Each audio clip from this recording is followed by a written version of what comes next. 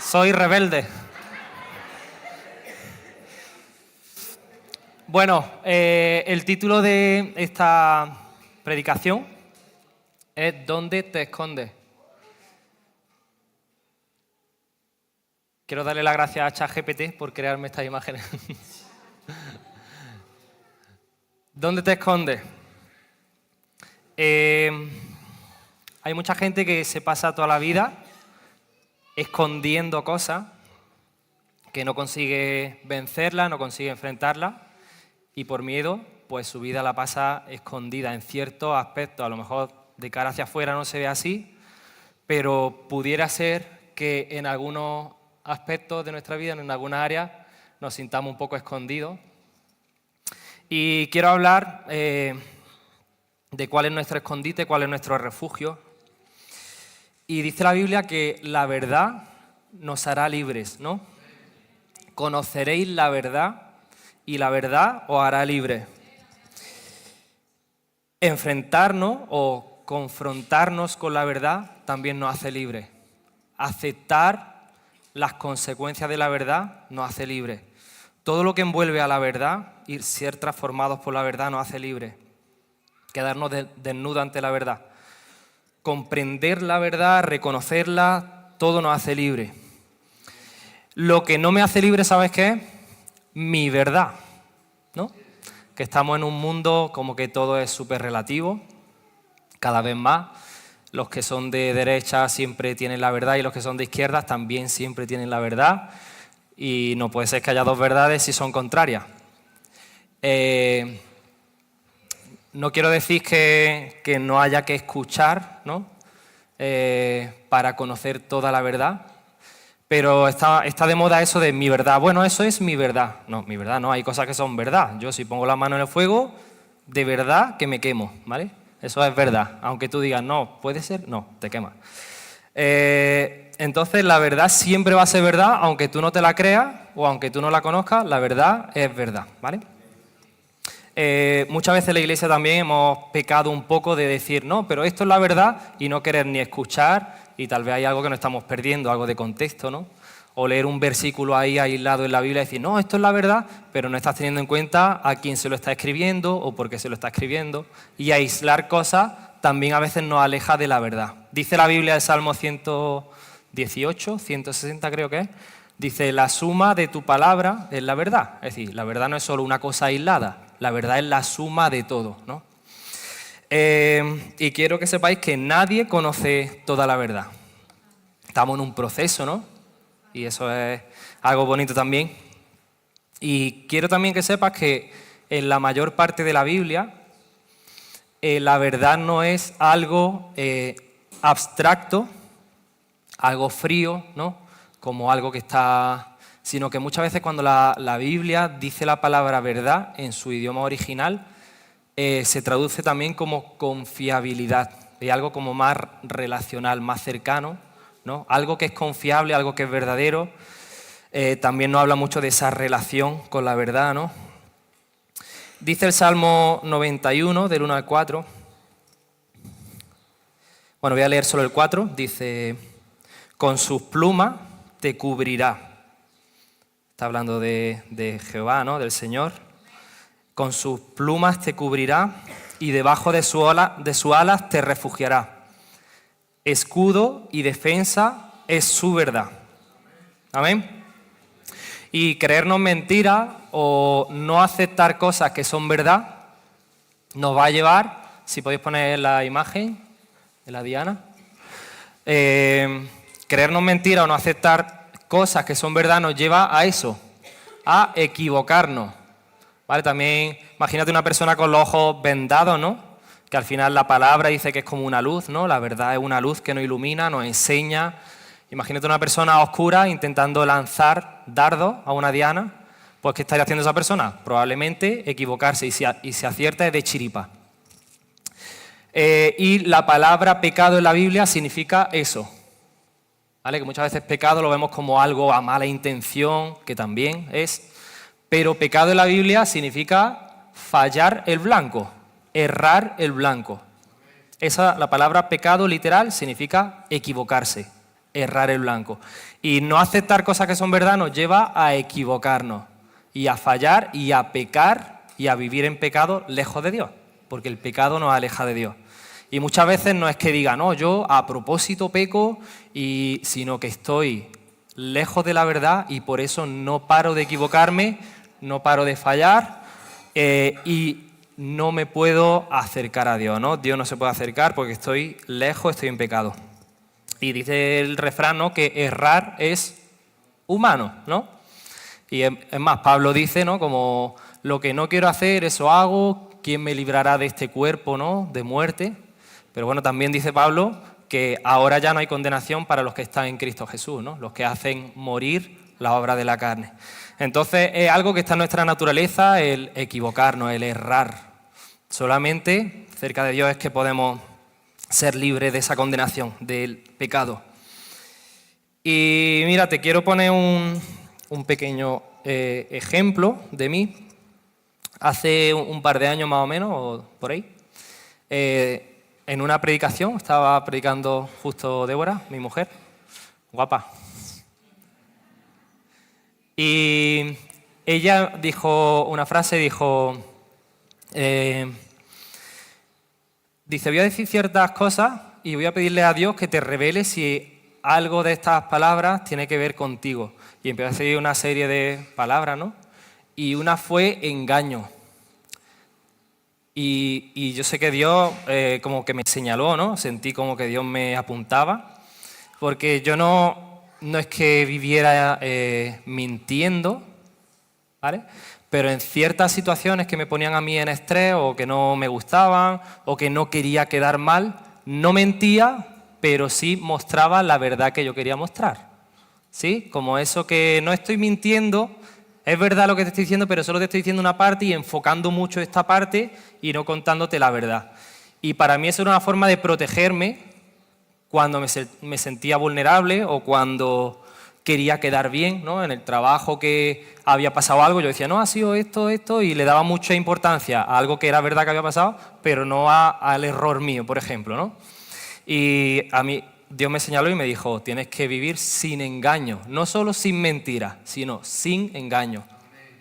Y tú sabes qué te digo, que esa verdad que yo recibí me hizo libre.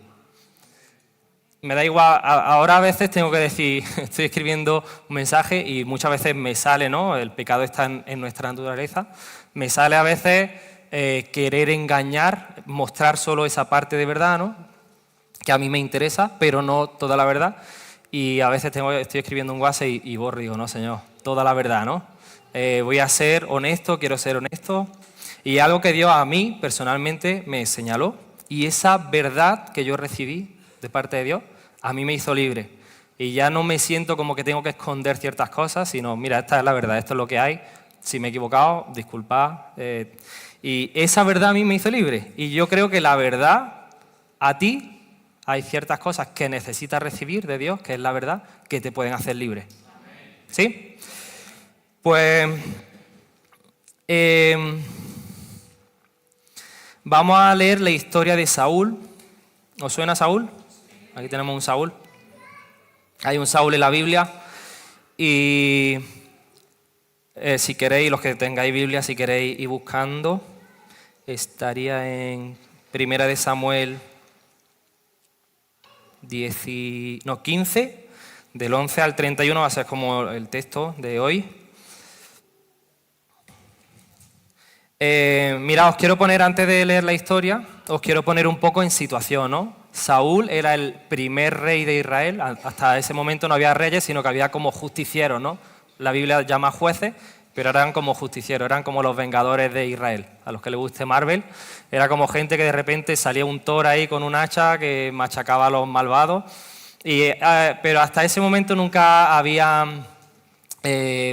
no habían reyes. Y el primer rey fue Saúl, que precisamente dice que era una persona que cuando se ponía de pie, a los demás se le quedaban a la altura del hombro. Es decir, era un hombre muy alto, corpulento, fuerte. Todo el mundo lo quería y lo veía como rey, pero él se veía pequeño. Dice que en un momento cuando lo llaman, ¿no?, para nombrarlo rey, no lo encontraban. ¿Dónde está Saúl? Y se lo encontraron escondido ahí entre el bagaje, como entre el equipaje de viaje ahí escondido para que no lo sacaran. Y aunque todo el mundo lo viera grande, él había algo, una verdad, una mentira que él se había creído y se veía pequeño, ¿no? Y estaba escondido. Y mira, Dios, está en 1 Samuel 15, ¿vale? Dios manda a Saúl, a este rey, que tiene que destruir un pueblo malvado que es Amalek, ¿no? Este pueblo era un pueblo que las veces que aparece en la Biblia era un pueblo que se aprovechaba de la debilidad de Israel. Cuando Israel estaba huyendo, por ejemplo, de Egipto, ¿no? Dice que le atacó por la retaguardia, eso está en Deuteronomio.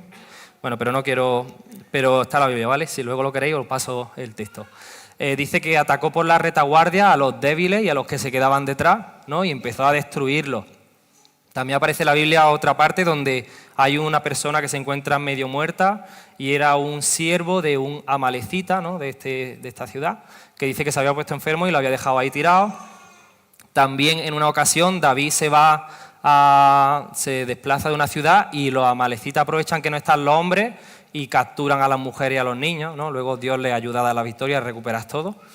Pero Amalek era esta figura, ¿no? de esa maldad, ¿no? Y que atacaba a los israelitas sin tener ninguna excusa, sin tener ninguna razón porque no querían conquistarle, simplemente se aprovechaban de la debilidad, ¿no? Y Dios ordenó que ese pueblo tenía que ser destruido. Y en esta situación, Dios le dice a Saúl, a este rey, le dice, mira, tienes que destruirlo todo por completo, ¿vale? Todo, los animales, todo, ¿vale? Que no quede nada. Y Amalek es también para nosotros puede significar esa imagen del pecado, ¿no? Que a veces nos ataca por la retaguardia, que no lo esperamos y cuando estamos débiles nos hace daño. Y Dios quiere que acabemos con el pecado por completo en nuestra vida. No parcialmente, no dejar un poquito de pecado, ¿vale? Y ese es el símbolo que tiene hoy para nosotros Amalek en esta historia. Quiero también que comprendáis que la Biblia está escrita a lo largo de miles de años y que hay también que entender la situación de cada generación, ¿no? Que hay muchas veces que vemos cosas de destruir por completo y se nos ponen los pelos de punta, pero eso era la historia de todo el mundo antiguo. Y bueno, en en 1 Samuel 15, 11, ¿no? Hemos dicho. 15, 11 he dicho, ¿no? Es que lo tengo al final y tengo que... dice, lamento, esto es Samuel hablando, me pesa, ¿vale? Lamento haber hecho a Saúl rey, porque no me ha sido leal. Es otra traducción, pero bueno, significa lo mismo, ¿vale? No me ha sido leal y se ha negado a obedecer mi mandato. Al oírlo Samuel, que era el profeta, Samuel era el que se relacionaba con Dios y le transmitía al rey lo que Dios quería, ¿no? Al oírlo Samuel se conmovió tanto que clamó al Señor durante toda la noche y temprano a la mañana siguiente fue a buscar a Saúl. Alguien le dijo, Saúl fue a la ciudad de Carmelo a levantar un monumento en su propio honor y después continuó a Gilgal. Cuando por fin Samuel lo encuentra, Saúl, súper feliz, ¿no? Saúl lo saludó con alegría. Que el Señor te bendiga, Saúl cristiano de los buenos, con las palabras que hay que decir, ni hola, ni... Que el Señor te bendiga, le dijo. Llevé a cabo todo el mandato del Señor, le dice Saúl feliz, ¿no? Y dice Samuel, ¿y entonces qué es todo este balido de ovejas y cabras y ese mugido de ganado que oigo? Le preguntó Samuel. Es cierto que los soldados dejaron con vida, fíjate, es cierto que los soldados, ¿no? Yo no. Los soldados dejaron con vida a lo mejor de las ovejas, las cabras y el ganado, aunque él era el rey y él mandaba, pero fueron los soldados. Admitió Saúl. Pero van a sacrificarlos al Señor tu Dios. ¿Hemos destruido todo lo demás? Entonces Samuel le dijo a Saúl, basta, escucha lo que el Señor me dijo anoche. ¿Qué te dijo?, preguntó Saúl. Samuel le dijo, aunque te tengas en poca estima, recuerda a Saúl ahí escondido, aunque te tengas en poca estima, Reina Valera dice, aunque en tu ojo seas pequeño delante de ti, o algo así dice. ¿Acaso no eres el líder de las tribus de Israel? El Señor te ungió como rey de Israel, te envió en una misión y te dijo, ve y destruye por completo a los pecadores, a los amalecitas, hasta que todos estén muertos. ¿Qué no obedeciste al Señor? ¿Por qué te apuraste a tomar del botín y hacer lo que es malo ante el ojo del Señor? Pero yo sí obedecí, insistió Saúl. Cumplí la misión que me encargó. Traje al rey Agag, el rey Agag era el de los amalecitas, pero destruí a todos los demás. Que encima no era ni verdad porque más adelante aparecen amalecitas que se enfrentan de nuevo, ¿no? Entonces mis tropas llevaron lo mejor de las ovejas, de las cabras, del ganado y del botín para sacrificarlo al Señor tu Dios en Gilgal. Pero Samuel respondió, ¿qué es lo que más le agrada al Señor? ¿Tus ofrendas quemadas y sacrificios, lo que tú le vayas a ofrecer? ¿O que obedezca a su voz? Escucha, la obediencia es mejor que el sacrificio. Y la sumisión es mejor que ofrecer la grasa de carnero. La rebelión es tan pecaminosa como la hechicería. Y la terquedad, ¿cuántos son a veces un poco tercos? ¿Sabes lo que es terco? Cabezones. Yo tengo que luchar contra mi terquedad muchas veces, ¿no? La terquedad tan mala como rendir culto a ídolos. Al final, cuando tú eres cabezón en tus propias ideas, tú mismo te conviertes en tu ídolo, ¿no? Mi idea es la mejor, adoro a mi idea. Pues dice la Biblia que es como la idolatría el ser terco. Así que por cuanto has rechazado el mandato del Señor, Él te ha rechazado como rey. Entonces Saúl le confesó, ya no le quedaba otra, ¿no? Es cierto, he pecado, he desobedecido tus instrucciones y el mandato del Señor porque tuve miedo del pueblo y por eso hice lo que ellos me pidieron. Pero ahora, por favor, perdona mi pecado y regresa conmigo para que pueda adorar al Señor. Pero Samuel respondió, no volveré contigo, ya que tú rechazaste el mandato del Señor, Él te ha rechazado como rey de Israel. ¿Os estáis siguiendo el hilo, no? Que es mucho texto, lo siento, pero quiero leerlo. Cuando Samuel se dio la vuelta para irse, Saúl trató de detenerlo y rasgó el borde de su túnica. Entonces Samuel le dijo, hoy el Señor te ha arrancado el reino de Israel y se lo ha dado a otro, ¿no? A uno que es mejor que tú.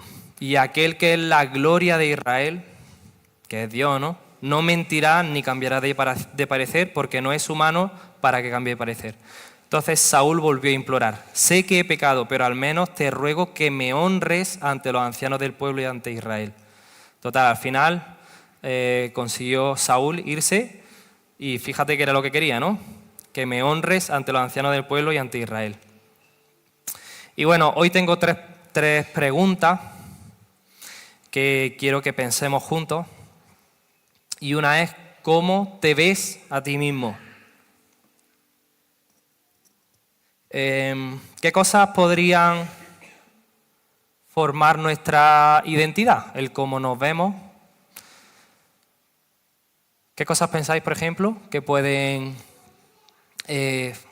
hacer que pensemos que somos como somos? El orgullo. Gracias. ¿Qué más cosas van formando tu identidad?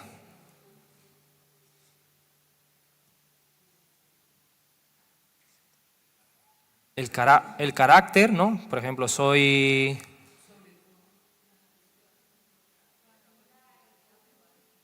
Lo que hago día a día me va definiendo, gracias. Muy bien, son cosas que van formando nuestra identidad. La disciplina va formando nuestra identidad, ¿no? El hacer hábitos al final me forma de una... Ser disciplinado, muy bien. Hábitos, muy bien. ¿Cómo? Decisiones. ¿Cómo? La bondad. La bondad va formando nuestra identidad. Sinceridad. Muy bien, pues hay un montón de cosas que van formando, ¿no? Yo pienso también que puede ser, hay miles de cosas, ¿no?, que van formando nuestra identidad. Por ejemplo, mi trabajo, muchas veces te presentas y dices, hola, soy Jonathan y soy entrenador, ¿no? O cada uno. Donde tú te relacionas, tu círculo, ¿no? También te hace sentirte de cierta forma.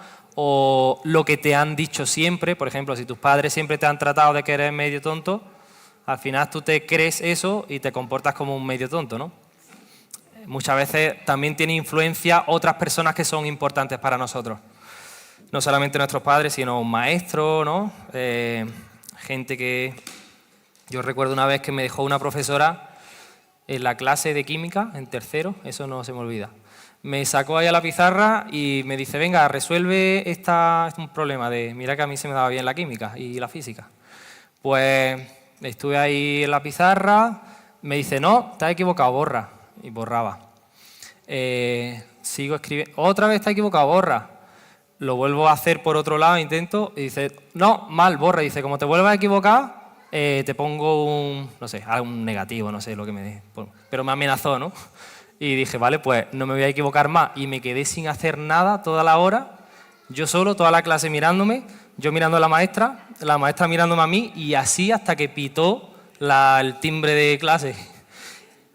Y fíjate que era segundo antes de que pitara, como que de repente se me encendió la bombilla y digo, ah, y lo hice como a la campana. Pero vamos, eso fue gracioso, la maestra y yo mirándonos ahí como diciendo, no me voy a equivocar, no me la voy a jugar.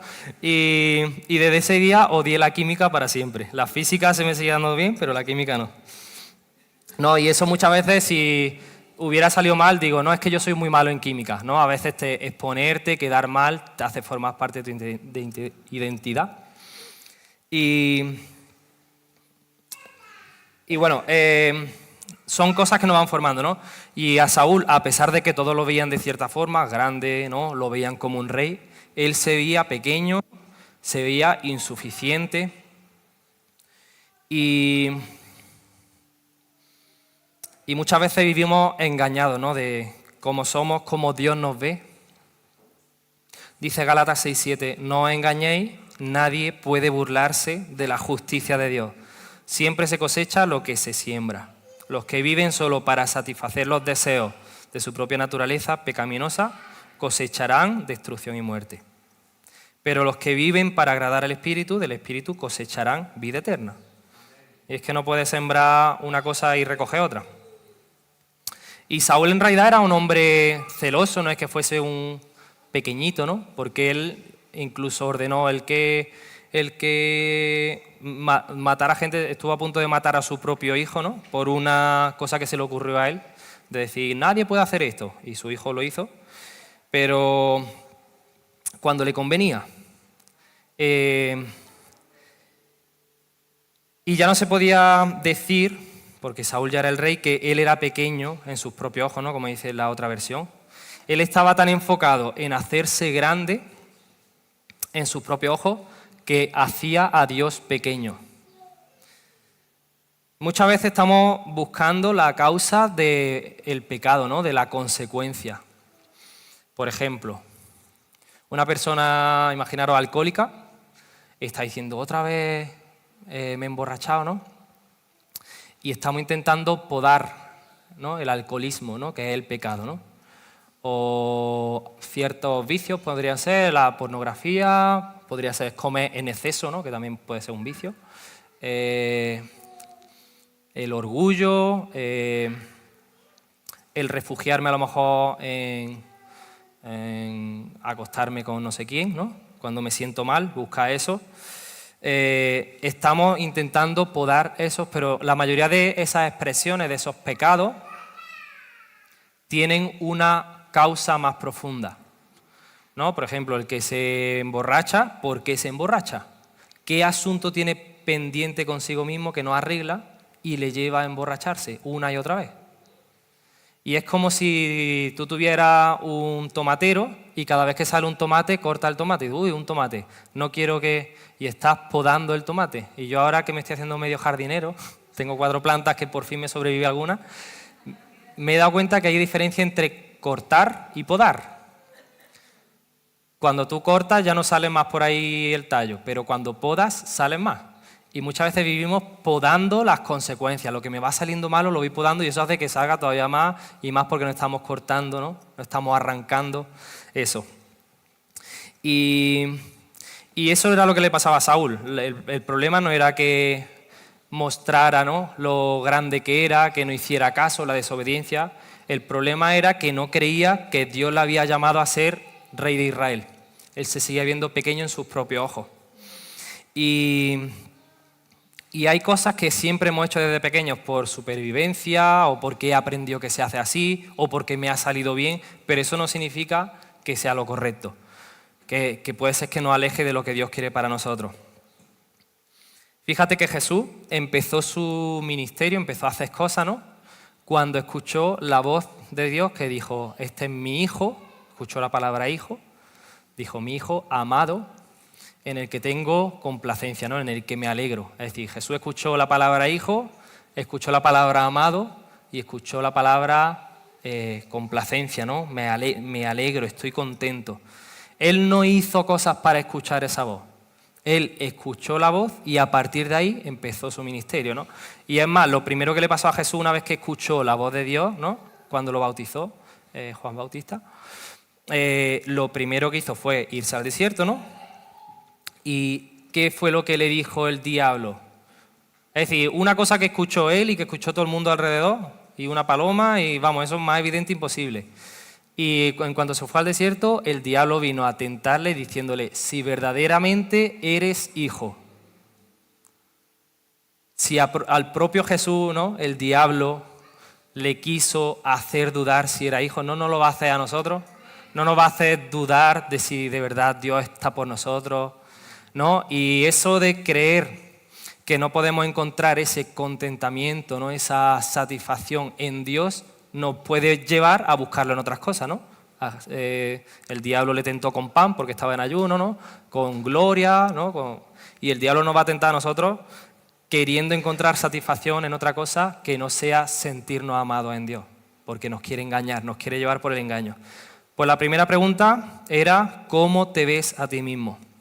Es interesante que lo pienses, que pienses qué cosa dice Dios de ti, la Biblia qué dice de ti, y que también identifiquemos qué cosas nos repetimos a nosotros mismos muchas veces.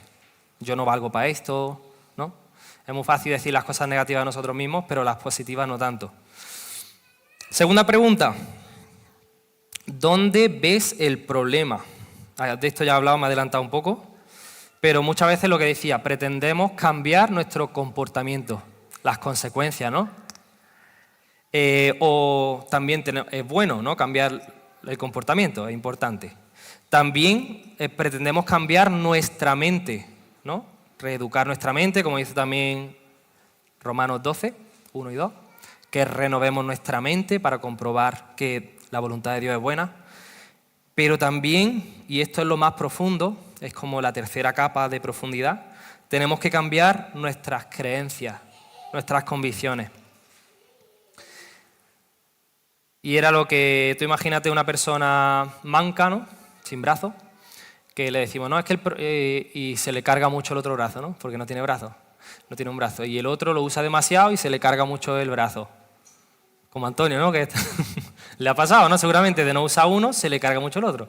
Y decimos, no, el problema de Antonio es que usa demasiado el brazo izquierdo. No, el problema de Antonio no es que use el brazo izquierdo. El problema de Antonio es que tiene herido el brazo derecho. Vale, al revés, ¿no? Herido el brazo izquierdo, ¿no? Vale. Y decimos, no, es que Antonio tiene un problema que siempre le gusta usar el brazo derecho. No, es que Antonio se ha hecho daño en el izquierdo y ese es el problema real, no la consecuencia de que usa el otro brazo. ¿Me estáis siguiendo? ¿Sí? Entonces, vamos a la segunda pregunta es, ¿dónde ves el problema? Yo que soy entrenador me dedico mucho a eso, a observar, ¿no? Me duele la espalda, pero a lo mejor el problema no viene de la espalda, viene del apoyo de la pierna o viene de la cadera. Y muchas veces te hace daño en un lado y te duele el otro, o eres débil en un lado y te duele el otro porque cargas más el otro. Entonces, ¿qué tengo que hacer? ¿Trabajar este que te duele? No, tengo que trabajar el débil que hace que cargue el otro, ¿sí? Entonces hay que identificar bien el problema y es que al final nos comportamos conforme creemos que soy, ¿no? Si yo tenía un profesor en la universidad de farmacología que decía, nos explicó, no estoy de acuerdo con el método, ¿vale? Al 100%, pero dice que él una etapa de su vida trabajó produciendo heroína de calidad en una farmacia, en el hospital de Granada, para dársela a los drogadictos, ¿no? A los heroinómanos. Y todo el mundo diciendo, pero eso, ¿qué tipo de tratamiento es, ¿no? Porque además la heroína es súper adictiva, dice que la heroína es la más fuerte, que una vez que la tomas te hace adicto con la primera toma. Y él nos explicaba que el objetivo de ese trabajo que hacían para el hospital, ¿no?, era quitar a los drogadictos de la calle y le iba dando sus dosis de calidad encima. Decía, preparábamos heroína de calidad, no lo que se metían. Y dice, era el primer paso de un proceso, era dejar que esos drogadictos dejaran de verse a sí mismos como gente tirada en la calle, que tiene que robar, ¿no? Y sabiendo que todos los días va a tener una dosis, dejan de comportarse como heroinómanos, ¿no? Eso es lo que digo, no estoy de acuerdo al 100% del método, pero fíjate cómo ellos querían transformar primero la identidad, cómo se veían los drogadictos a sí mismos, porque si tú te ves así, sigues comportándote así. Y mira lo que dice Saúl: yo he pecado, pero te ruego que me honres delante de los ancianos de mi pueblo y delante de Israel.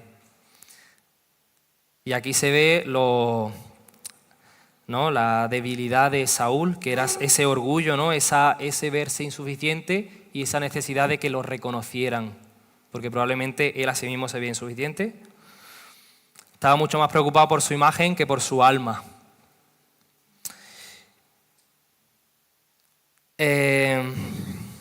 Y tú sabes que es muy bueno para identificar cuál es el problema real, tener espejos a nuestro alrededor. Y cada uno somos un espejo, ¿no? Las personas cercanas a ti son como espejos que te pueden ayudar. Tú sabes que es bueno decirle que te digan cosas, saber aceptarlas y saber procesarlas, que muchas veces nos ponemos a la defensiva, ¿no? Eso es algo que tenemos que aprender todos. También es bueno saber decir las cosas bien, ¿no?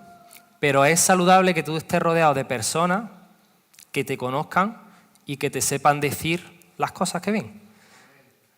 A lo mejor en parte se equivocan porque lo dicen desde su punto de vista, pero tú tienes que también ser sensible a decir, pues mira qué buen espejo tengo por este lado que yo no me veía. Es gracioso, ¿no?, que Saúl dice súper feliz, Samuel, cuánto me alegro de verte, he cumplido el mandato del Señor. Y las vacas ahí mugiendo detrás y las cabras, y era como, es súper evidente que no. Y muchas veces tenemos esos puntos ciegos tan evidentes, ¿no? Como decir, que tiene las vacas y huele aquí a cabra, ¿eh? Y muchas veces tenemos esos puntos ciegos, y por eso es bueno tener espejos, personas cercanas que sepan decirnos. ¿Sí o qué? Y muchas veces nos pasa como Saúl, ¿no? Desobedecemos por ciertas cosas profundas y queremos agarrarnos, ¿no?, al manto de Samuel y rascamos, ¿no? Y era como ese intento de agarrarse al plan de Dios, pero no podemos alcanzar con nuestra fuerza, ¿no?, y a nuestra manera el favor de Dios. Tiene que ser con obediencia. Y por eso conocer la verdad te hace libre. Y además conocer la verdad, como decía, no es solamente ser, que sí, ¿vale?, ser obedientes, porque tenemos que ser obedientes, pero a mí me pasa con mi hijo que yo a veces le quito cosas o a veces no le permito cosas a mi hijo y ellos no lo entienden. Ellos comerían todo el día ensaimadas de esas del Mercadona, los croissants de chocolate y el colacao templadito. Es que eso es lo que comerían mis niños. Y yo no les permito que coman todo lo que quieran. Ellos lo ven como, ay, mi padre puede ser malo, ¿por qué no me permite ciertas cosas?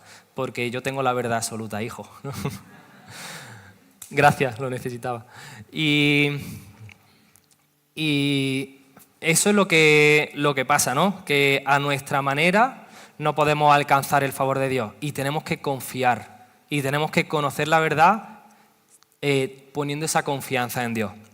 ¿Sí? Amén. Y la última pregunta es, ¿dónde te refugias?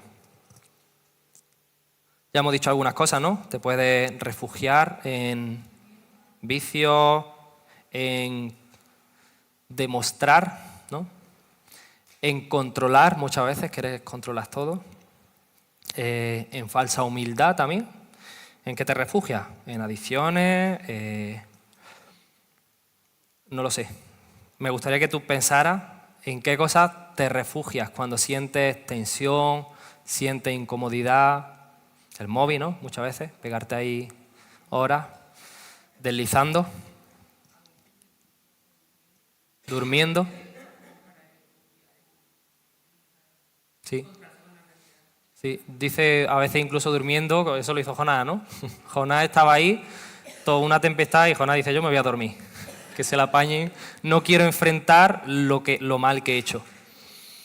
Y mostrar éxito, buscar poder, ¿no? Buscar o enfocar toda tu vida en conseguir cosas. Y muchas veces el problema no es que tiene el pecado de que está es muy avaricioso.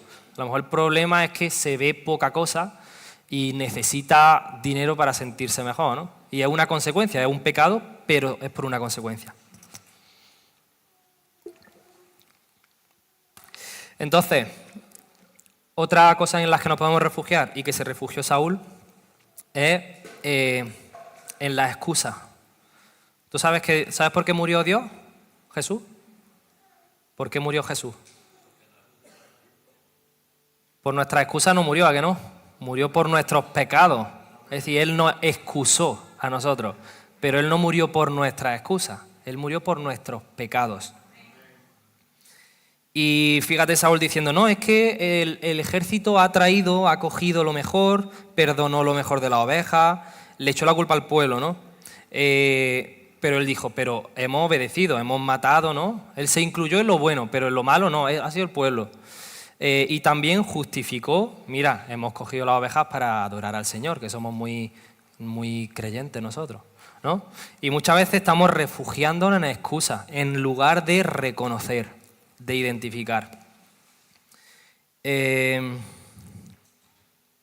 dice, pero lo demás lo destruimos. Y eso ni siquiera era cierto, porque tenía ahí al lado al rey, ¿cómo se llama? Abdullah. Y fíjate, fíjate que al final lo irónico de la historia es que a Saúl lo acaba matando un amalecita, lo que no quiso destruir por completo. Qué cosa, ¿eh? No obedecer a Dios puede hacer que eso sea tu propia muerte, que acabe contigo. No destruir por completo el pecado puede hacer que el pecado te destruya por completo. Y por eso tenemos que confiar en Dios.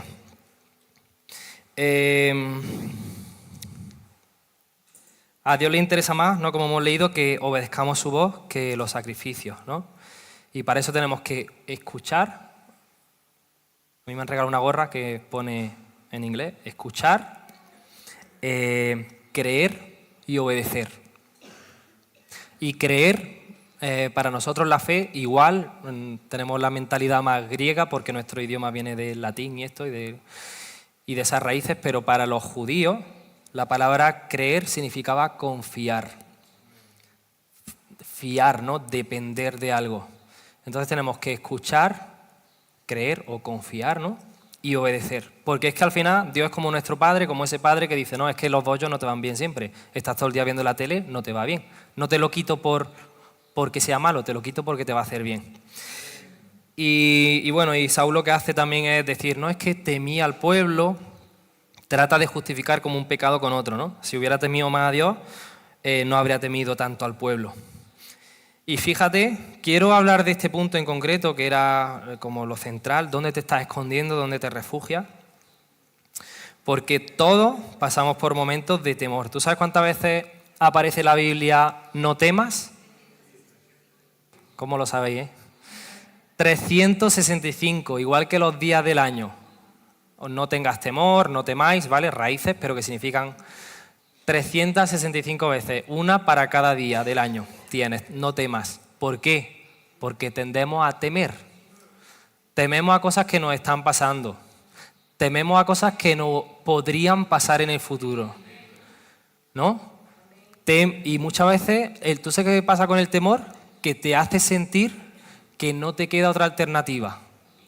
¿No? Tú tienes miedo, por ejemplo, de que me voy a quedar solo y buscar a la desesperada cualquier persona, ¿no? Para juntarte, y aunque no sea ni siquiera. Y muchas veces el temor hace que tomes decisiones precipitadas, equivocadas. He puesto un ejemplo, ¿no? Hay muchos más ejemplos. Pero todos pasamos por temor. Si dice la Biblia tantas veces no temas, es porque sabe Dios que tendemos a temer y a tomar decisiones por temor como hizo Saúl, ¿no? Es que temía al pueblo y tenía miedo, entonces permití, y eso le hizo daño a él. Quiero leer, estoy acabando, ¿vale? Quiero leer en Lucas 22, 39. Dice que Jesús, esto es para que veamos que incluso Jesús pasó por esa angustia, ese miedo. Dice Lucas 22, 39. Saliendo se fue como solía al monte de los olivos. Esto es los últimos momentos de Jesús antes de que Judas lo traicionara y lo entregara para que lo crucificaran. Dice, y sus discípulos también le siguieron. Cuando llegó a aquel lugar les dijo, orad para que no entréis en tentación. Refugiaros en Dios. La oración es una forma de refugiarnos en Dios. Orad para que no entréis en tentación. Y él se apartó de ellos a distancia como de un tiro de piedra y puesto de rodillas oró, diciendo, Padre, si quieres, pasa de mí esta copa, pero que no se haga mi voluntad, sino la tuya. Ahí Jesús estaba demostrando su confianza en Dios. Él decía, por favor, si puede ser, no quiero pasar por este trago amargo, pero que sea lo que tú quieres. Es decir, aunque yo no quiero esto, confío que lo que tú quieres es mejor. Y fue mejor, ¿no? Por eso estamos nosotros aquí. Y se le apareció un ángel del cielo para fortalecerle. Qué bien cuando nos acercamos a Dios ponemos esa confianza, como Dios al final, ¿no? Sentimos que nos da esa paz, ese sustento. Y dice que estando en agonía oraba más intensamente, el 44, y era su sudor como grandes gotas de sangre que caían hasta la tierra. Y cuando se levantó de la oración y vino a sus discípulos, los halló durmiendo a causa de la tristeza. Mira, ahí los tienes. Durmiendo a causa de la tristeza. Y les dijo, ¿por qué dormís? Levantaos y orad para que no entréis en tentación. Jesús le estaba diciendo, refugiaros en Dios para que no... Y vamos, todos le abandonaron al final, no tuvieron ese refugio, ¿no? Con Dios. Pero aquí podemos ver... es más, dice, en Mateo también describe esta misma situación, pero lo describe otra persona. Dice que comenzó a entristecerse, Mateo 26, 37, y a angustiarse en gran manera. Jesús estaba triste, angustiado, y entonces Jesús les dijo a sus discípulos, mi alma está muy triste hasta la muerte, quedaos aquí y velad conmigo. Si hasta Jesús pasó por esa, no sé cómo llamarlo, depresión casi parece, ¿no? Angustia hasta la muerte, ¿no? Ese terrible que decía que le caían gotas que parecían sangre. Les pidió a sus amigos, por favor, orad, velad conmigo. Jesús mismo pasó por ese proceso, ¿no? de angustia, de tristeza, de ansiedad, ¿no? Se podría describir incluso. Pero puso a Dios como su refugio y así pudo obedecerle. Si puede ir subiendo, porfa, la alabanza, mientras termino. Dice al final del capítulo de Samuel que leíamos, que dice Dios, me pesa haber puesto por rey a Saúl. Qué cosa, ¿no? A Dios decir, me pesa, ¿no? Qué tristeza me da. Es como que parece Dios hasta que se humaniza un poco, ¿no? Decir, qué mal. Fíjate que es que Dios puso confianza en Saúl. Yo entendí una cosa cuando estaba anteriormente en un trabajo un poco mal cuidado. Tengo el Yayo Paco, que es el abuelo de Débora, me dijo, Jonathan, tienes que entender que un contrato es un mutuo acuerdo. Y eso se me quedó a mí. Desde ese día digo, es verdad. Yo le estoy creando economía a mi jefe y mi jefe tiene un acuerdo conmigo de pagarme algo de la riqueza que le estoy generando, ¿no? Y eso pasa con Dios, una mutua confianza, ¿no? Dios confía en nosotros. Eso me sorprende a mí, que Dios confíe en nosotros. Y Dios con Saúl dice, me pesa haber puesto por rey a Saúl. Qué mal que no pudo vencer esos pecados, qué mal que no pudo verse como yo lo veía.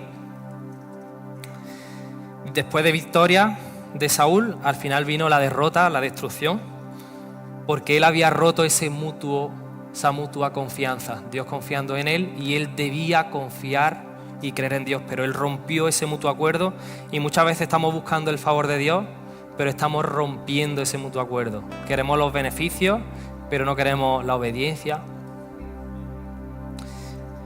Y en Filipenses dice, todo lo demás no vale nada. Está hablando una persona que era súper estudiosa, que era la creen de la creen, ¿no, Pablo? Dice, todo no vale nada cuando se le compara con el infinito valor de conocer a Cristo Jesús, mi Señor. Por amor a Él he desechado todo lo demás y lo considero basura a fin de ganar a Cristo y llegar a ser uno con Él. Ya no me apoyo en mi propia justicia por medio de obedecer la ley, es decir, no me justifico a mí mismo, más bien llego a ser justo por medio de la fe, de creer, de confiar en Cristo. Pues la forma en que Dios nos hace justos delante de Él se basa en la fe. Quiero conocer a Cristo y experimentar el gran poder que lo levantó de los muertos. Y tú sabes que es una cosa, que Dios se relaciona con quien realmente somos, no con quien queremos mostrar que somos. Y Dios quiere que tú hagas de tu relación con Él el refugio. Hemos leído el Salmo 91 que dice, bajo tu ala, ¿no? Estaré seguro. Tu verdad, ¿no? Es mi escudo y mi armadura. El que habita al abrigo del Altísimo, dice, el que habita al abrigo del Altísimo morará, es decir, vivirá bajo la sombra del Omnipotente, del que tiene todo el poder. Y ese puede ser nuestro refugio. Y no sé cuál es tu experiencia, no sé cuál es tu Saúl pequeño, no sé qué cosas son las que te están haciendo tomar malas decisiones, porque todos nos equivocamos, ¿eh? Entonces,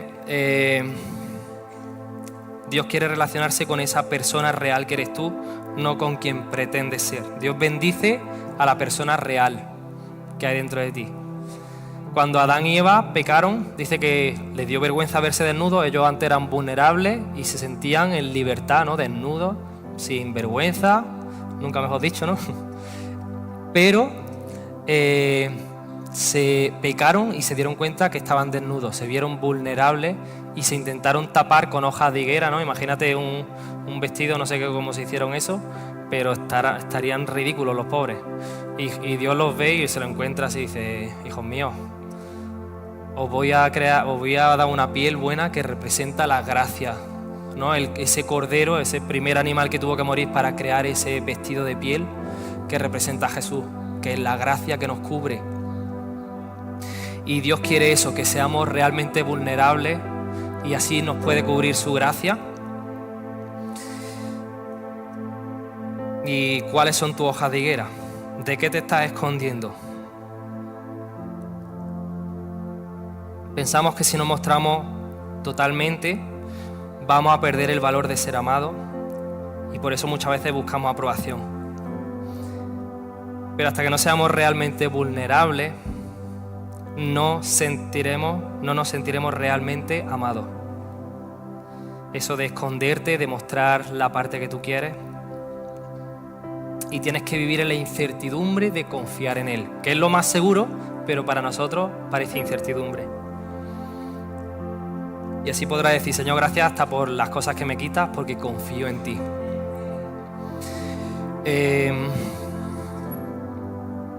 Yo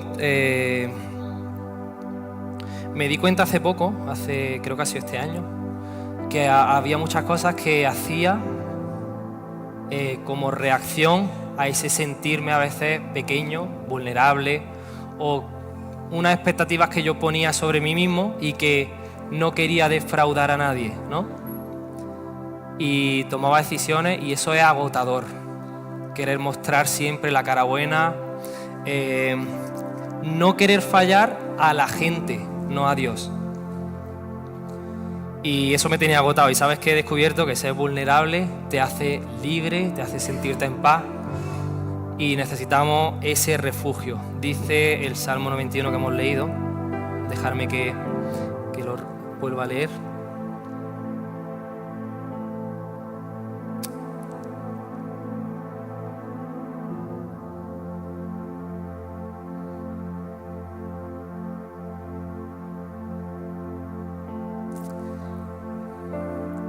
El que habita al abrigo del Altísimo. ¿Puedes poner la imagen, porfa? Estaba paseando el otro día a Kirian, a mi bebé, y había un sol súper fuerte, ¿no? Y me puse como al lado para que mi sombra, porque la sombrilla esta no le tapaba lo suficiente, y me puse al lado, ¿no? Y yo le proyectaba la sombra. Y vino a mi mente este versículo, ¿no? Como el sol ese fuerte con el que los bebés no están preparados para resistirlo, ¿no? Que le hace daño. Y como el Padre, ¿no? Quiere cubrirnos de ese daño porque Él sí puede resistir. Y eso es habitar bajo el abrigo del Altísimo. Eso es que sus plumas te cubren. Eso es que debajo de sus alas te refugiarás.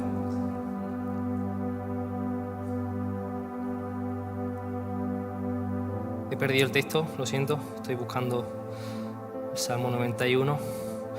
Hay una versión que dice, esperanza mía, castillo mío, ¿no? Dice que Él es nuestro lugar seguro. Y quiero que pienses cuál es tu lugar seguro, a qué sueles recurrir tú cuando te sientes en ese estrés. Hay mucha gente que recurre a trabajar más, ¿no? A querer controlarlo todo. Hay muchas cosas en las que te puedes refugiar, pero Dios quiere que hagamos, aquí está, solo Él es mi refugio, mi lugar seguro. Salmo 91, 2. Él es mi Dios y en Él confío. Te rescatará de toda trampa y te protegerá de enfermedades mortales. Con sus plumas te cubrirá y con sus alas te dará refugio. Mira esta imagen, la palabra refugio significa huir por protección, ¿no? Como ese lugar donde acudes rápido para protegerte.